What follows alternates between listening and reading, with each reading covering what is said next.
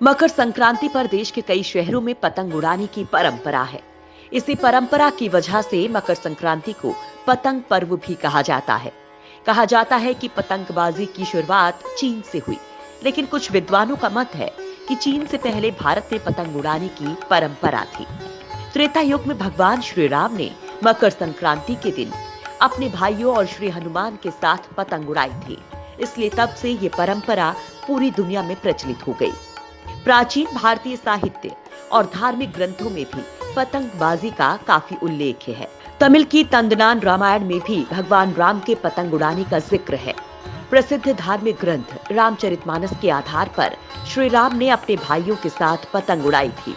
इस संदर्भ में रामचरितमानस के बाल कांड में उल्लेख भी है, जिसमें लिखा गया है कि राम एक दिन चंग उड़ाई इंद्रलोक में पहुंची जाई, जासु चंग अस सुंदरताई, सो पुरुष जग में अधिकाई। इस चौपाई को लेकर बड़ा ही रोचक प्रसंग है। कहा जाता है कि श्री राम बालक अवस्था में थे। मकर संक्रांति के अवसर पर सूर्य के उत्तरायण होने पर अयोध्या में पर्व मनाया जा रहा था। पंपापुर से हनुमान जी को बुलवाया गया था। तब हनुमान जी बाल रूप में थे। भगवान श्री राम भाइयों और मित्र मंडली के साथ पतंग उड़ाने लगे।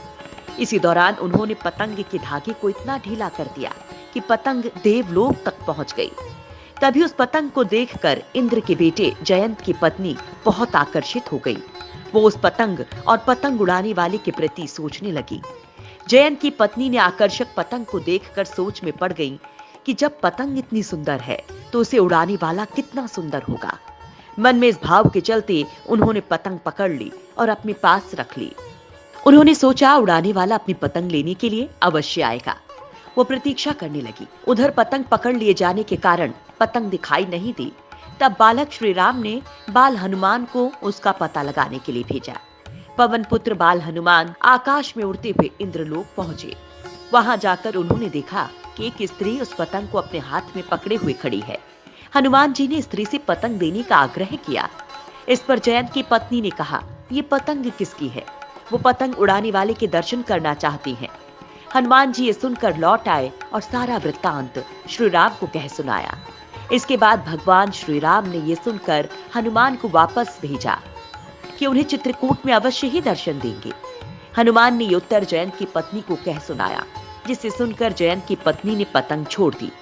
इस अद्भुत प्रसंग के आधार पर मकर संक्रांति और पतंग की प्राचीनता का पता चलता है।